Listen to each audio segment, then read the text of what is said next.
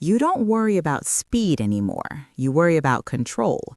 Because once you cross 45, it's not horsepower that keeps you up at night. It's that tight U-turn at the gas station, that uneven parking lot, that split-second decision when traffic suddenly closes in. And that's exactly where this battle between the Harley Davidson Fat Boy and the Indian Springfield quietly gets serious. New here? Don't forget to subscribe and tap the bell so you won't miss any of our latest videos. Both are big American V-twin statements. Both carry real weight, physically and emotionally. But here's the uncomfortable question no one asks out loud. Which one forgives you when your timing isn't perfect? The Fat Boy sits low, wide, muscular. It feels planted, almost stubborn, like it dares the road to challenge it. The wide front tire looks powerful, but does it make slow steering heavier when your shoulders aren't as loose as they used to be? Then there's the Springfield, taller stance, more classic touring posture, slightly more traditional wheel setup. Does that geometry make low-speed balance easier, or does the added touring mass feel top-heavy when your left foot hits gravel instead of pavement? Because let's be honest, at this stage, dropping a bike isn't embarrassing, it's expensive and painful, and lifting 700+ pounds isn't the same as it was 20 years ago. So which one feels manageable when you're easing through traffic at 10 miles per hour? Which one lets you breathe instead of tense up? The Fat Boy's low center of gravity can feel reassuring at a stop, almost confidence-building. But does that wide footprint make tight maneuvers require more deliberate muscle input? The Springfield carries itself like a road captain, stable, composed. But when the parking lot gets tight and uneven, does that extra size make you hesitate? And hesitation is where mistakes live. This isn't about spec sheets yet. It's about that quiet voice in your head asking, can I handle this every single day? Because ownership isn't about the perfect Sunday highway. It's about backing it out of your driveway when you're slightly tired. It's about creeping through construction zones. It's about reacting when a distracted driver drifts into your lane. Which machine feels like it supports your experience, and which one quietly magnifies small misjudgments? And here's where it gets emotional. The Fat Boy carries that unmistakable Harley presence, that solid, grounded, almost defiant stance. It feels like heritage carved in steel. The Springfield, on the other hand, carries a different authority, more refined, more long-haul composed, almost like it's built for riders who think 3 states ahead. So now the real curiosity kicks in. Are you choosing muscle memory and legacy feel, or balanced touring confidence? When strength, reflex timing, and recovery speed aren't what they once were, which of these American heavyweights actually gives you peace of mind instead of silent tension? Because this comparison isn't about which bike looks tougher, it's about which one lets you ride without second-guessing yourself, and that's where this battle truly begins. Power feels different after 45. It's no longer about chasing red lines. It's about how predictable that torque feels when you roll it on mid-corner, when traffic tightens, when your right wrist hesitates for half a second longer than it used to. And this is where the Fat Boy and the Springfield separate in personality fast. The Harley Fat Boy, with its Milwaukee 8-114, delivers that deep, immediate torque hit, a low RPM shove that feels raw, mechanical, almost primal. It doesn't rush you at high revs. It punches early, right off idle, and that can feel intoxicating. But here's the question aging riders quietly ask. Is that instant grunt always your friend? Because when you're lean slightly through an intersection or easing around a slow vehicle, abrupt torque can amplify even small throttle mistakes. The Fat Boy feels alive, muscular, almost defiant, like it wants decisive inputs. It rewards confidence. But if your throttle hand isn't silky smooth, does that surge ever feel like it's testing you? Now shift to the Indian Springfield's Thunderstroke 111. The power delivery is different, smoother, broader, more deliberate.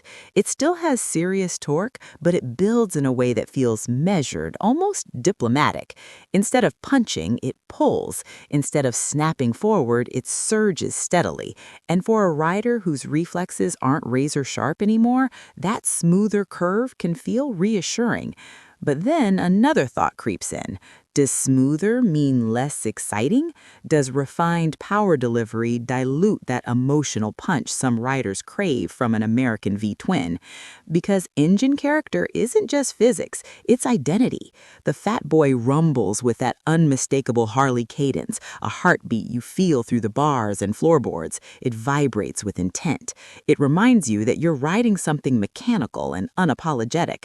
The Springfield hums with authority too, but there's a composed, almost stately tone to it, less rebellious, more commanding. So which personality matches where you are now as a rider? When merging onto the highway, which one makes you feel more in control? The Fat Boy's immediate shove or the Springfield's progressive surge? When rolling through small towns at 35 miles per hour, which engine feels calmer beneath you? And here's the deeper tension. Fatigue changes how we perceive power. After an hour in the saddle, when your shoulders are slightly tight and your focus dips just a notch, does the Fat Boy's raw torque still feel thrilling or slightly demanding? Does the Springfield's smoother delivery feel confidence-building or almost too polite? Because power that feels manageable when fresh can feel different when tired. That's the truth riders don't always admit. Both bikes have more than enough torque for real-world riding. Neither lacks strength. But one feels like a muscle car with handlebars, bold, direct, unapologetic. The other feels like a locomotive, steady, grounded, composed. And now the curiosity deepens. Do you want power that reminds you who you used to be, or power that supports who you are now? Because in the end, engine character isn't about numbers. It's about how secure you feel every time you twist that throttle. And that's where this comparison gets personal. Handling is where pride meets reality, because once you've ridden for decades, you stop worrying about whether a bike can go fast and start caring about how it behaves when things get unpredictable. The Harley Davidson Fat Boy looks planted before it even moves. That wide front tire, solid disc wheels, low-slung stance, it feels like a heavyweight boxer standing firm in the center of the ring. At highway speeds, that stance translates into impressive straight-line stability. Crosswinds don't bully it easily, expansion joints and rough pavement feel muted under its weight. It tracks straight, confident, almost stubborn. But here's the tension. That same wide front tire that gives presence and stability can demand more deliberate steering input at lower speeds. When you're easing through tight town corners or navigating a slow parking lot spiral, does it require just a bit more shoulder and bar pressure than you remember from lighter bikes? For a rider whose wrists and shoulders aren't 25 anymore, that subtle heaviness can either feel solid or slightly demanding. Now look at the Indian Springfield. Taller stance, more traditional front wheel profile. It doesn't have that exaggerated wide front footprint, and that changes the steering character immediately. Initial turn-in feels more neutral, less resistant. In flowing sweepers, it carries itself with a composed glide, almost like it was built to eat miles without drama. But then comes the other side of the coin. The Springfield carries touring DNA. It's substantial. When fully fueled and loaded, you feel that mass higher up compared to the Fat Boy's lower, more grounded center of gravity. So when the road tightens unexpectedly, when a decreasing radius corner appears, which one reacts more naturally to your input? Which one makes you tense up just a little? Highway stability is one thing, emergency correction is another, and that's where aging reflexes quietly enter the conversation. Imagine a car drifting slightly into your lane at 60 miles per hour. You countersteer instinctively. Does the Fat Boy's planted feel give you confidence to make that quick adjustment? Or does the heavier steering input slow your correction by a fraction of a second? Does the Springfield's more neutral steering geometry make quick line changes easier, or does its touring weight make you feel the momentum more during abrupt transitions? Because momentum management becomes everything on 700-plus-pound machines. Then there's road surface unpredictability, patched asphalt, mid-corner bumps, uneven camber.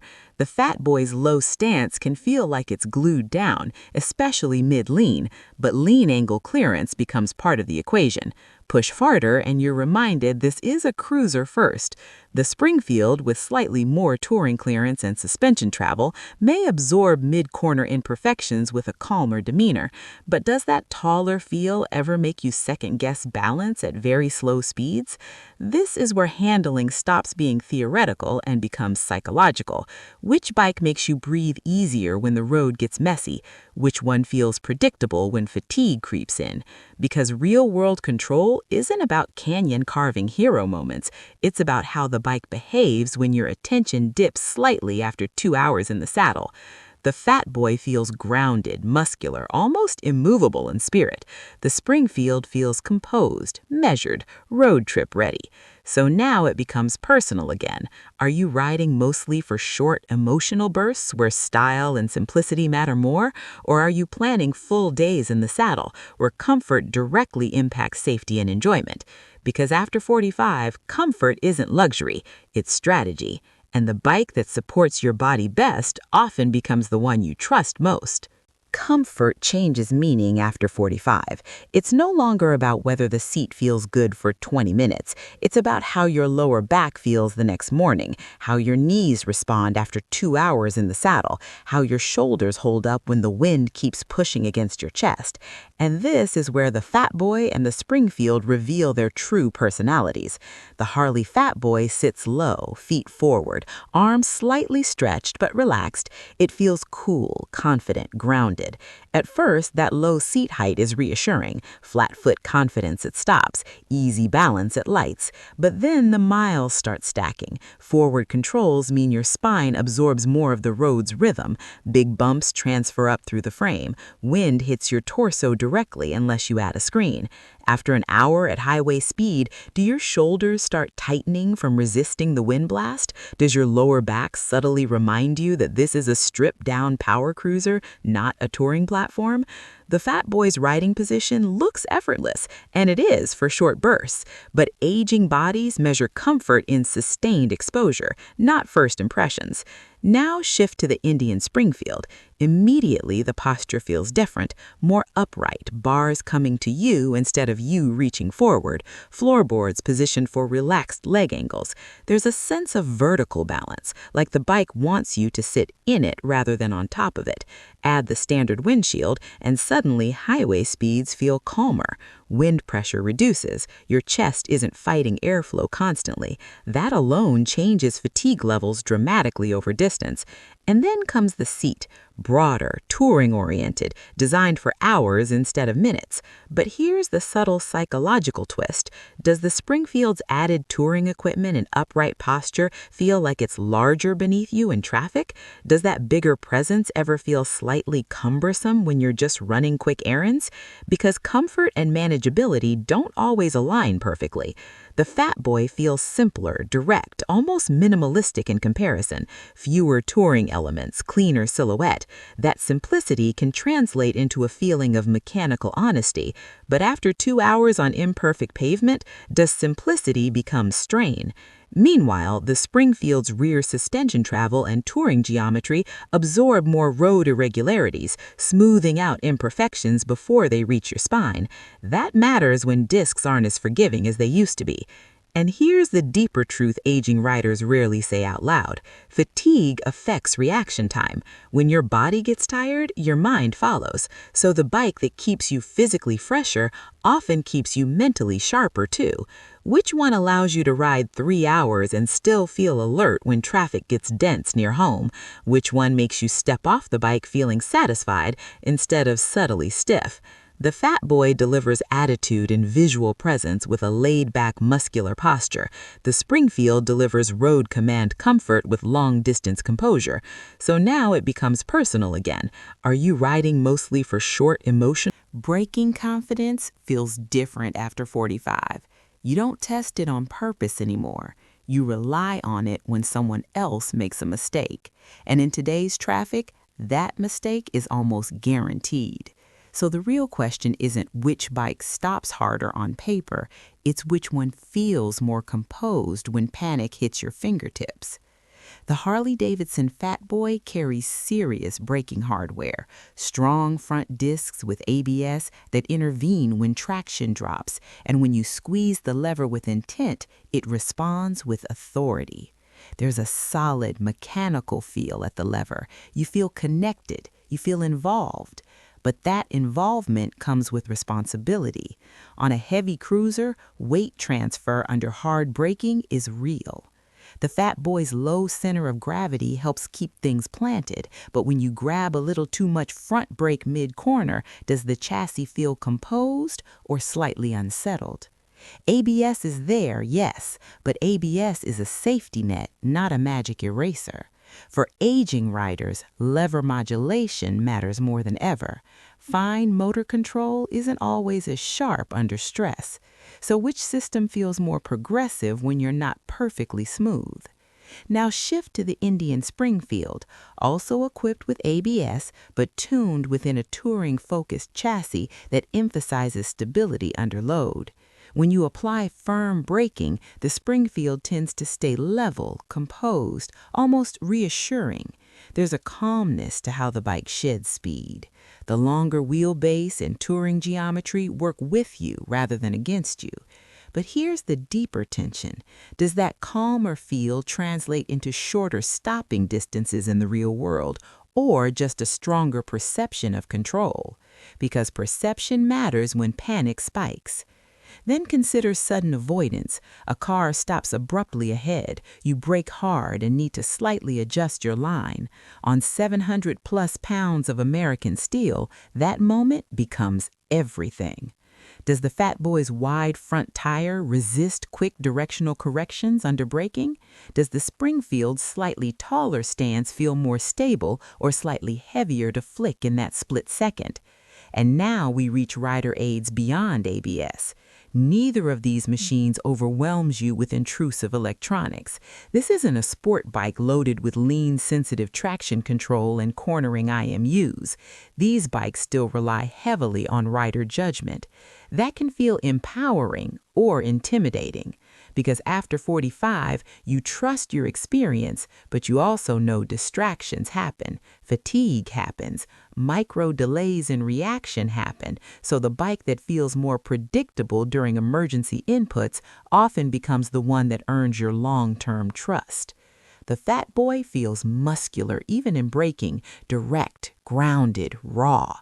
The Springfield feels composed, almost disciplined, like it was engineered with long-haul stability as the priority. So here's the question you don't see on spec sheets. When traffic chaos erupts, which bike reduces your heart rate instead of raising it? Which one feels like it's helping you manage the situation instead of amplifying tension? Because braking confidence isn't about ego, it's about survival. And the machine that makes you feel calm in that half second of panic is the one that truly has your back. At some point, this decision stops being about torque curves, braking feel, or wind protection, and starts being about who you are right now as a rider. Because after 45, you're not buying a motorcycle to prove something to strangers. You're buying it to feel something for yourself.